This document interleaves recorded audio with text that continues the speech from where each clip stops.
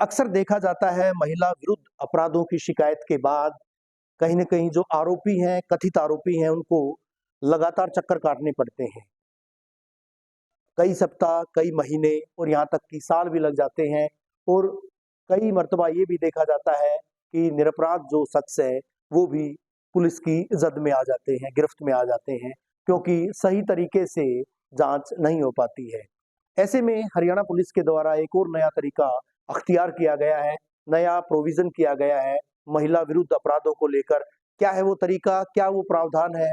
भिवानी के पुलिस कप्तान वरुण सिंगला जी से जानेंगे, आखिर किस तरह की व्यवस्थाएँ की गई हैं, धरातल पर किस तरह से उनको इम्प्लीमेंट किया गया है, लागू किया गया है? सर, किस तरह की व्यवस्था नई जो देखिए, अक्सर जो घरेलू डोमेस्टिक विवाद होते हैं, उसके अंदर जो महिलाएँ शिकायत करती हैं, उस संबंध में यह देखने में आया कि जो वुमेन सेल जब शुरुआत में मीडिएशन करता है और जो इंक्वायरी करता है, उसके बाद मीडिएशन फेल होने के बाद, जैसे वो डालसा के अंदर जाती है मीडिएशन सेंटर में, वहाँ से फेल होने के बाद, जब वो मुकदमे के लिए दर्ज होने आती हैं, तो अक्सर जो ओरिजिनल कंप्लेंट होती है, उसके अंदर जितने भी आरोपी बनाए होते हैं और जितने भी उस पे आरोप लगाए होते हैं, उनके अंदर एफआईआर दर्ज हो जाती है। जबकि इसमें हमें ये देखना चाहिए कि जो जाँच बीच में हुई है, जो वुमेन सेल के द्वारा जाँच हुई है, उसका जो आधार मानते हुए, उस जाँच में जो प्रथम दृष्टया आपके आरोप साबित हुए या मुजरिम साबित हुए हैं, उनके ऊपर मुकदमा चलना चाहिए।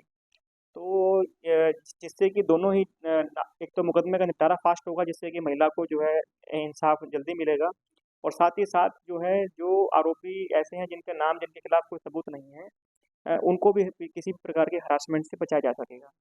इस संबंध में लास्ट जो हमारी स्टेट लेवल की क्राइम मीटिंग हुई थी, उसके अंदर ये डायरेक्शंस आई थी सभी जिलों को कि इस तरह से आप लोगों ने वुमेन सेल की जो इंक्वायरी है, उसको आधार मानते हुए आगे कार्रवाई करनी है। जिला भिवानी में हम लोगों ने वुमेन सेल की जो कार्रवाई है, उसको आधार मानकर अब जो मुकदमे दर्ज होते हैं, उसके अंदर मुख्यतः उस इंक्वायरी के आधार पर जो है, जो आरोप जिन लोगों पर साबित होते हैं प्रथम दृष्टया और जिस प्रकार के आरोप साबित होते हैं, उन धाराओं के अंदर मुकदमा दर्ज करते हैं। इससे पीड़ित और आरोपी दोनों पक्ष को जो है बेफिजूल की जो हरासमेंट है, उससे निजात मिली है और मुकदमों के निपटारों में तीव्रता है। यानी ये कहा जा सकता है कि पुलिस जो है, अब पूरी तरह से तन्मयता से औपचारिकता किसी तरह की नहीं निभाई जाएगी। प्रथम दृष्टया, प्रथम स्तर पर, पहला जो स्तर है वुमेन सेल के लेवल का, उस पर किसी तरह की औपचारिकता नहीं हो पाएगी। जी, बिल्कुल। अब वुमेन सेल जो है, जिसकी जो इंक्वायरी होती थी, उसको पूरी तरह से इन्वेस्टिगेशन का हिस्सा मानते हुए और उसके हिसाब से आगे मुकदमे दर्ज हो रहे हैं। और उसमें माना जा सकता है सर कहीं जो है अनावश्यक धाराएँ नहीं लगेंगी। अब जिस तरह से पहले देखा जाता था, तमाम वो धाराएँ वही जो इन्वेस्टिगेशन से इतर जो इन्वेस्टिगेशन होने के बावजूद वो तमाम पहले जो शिकायत होती थी, शिकायत की धाराएँ अब नहीं लग पाएँगी। जी, बिल्कुल, जो जिसके ऊपर आरोप साबित हो पाए हैं, जाँच के अंदर कुछ एक उसमें प्रथम दृष्टया एविडेंस आए हैं, वो धाराएँ ही लगेंगी।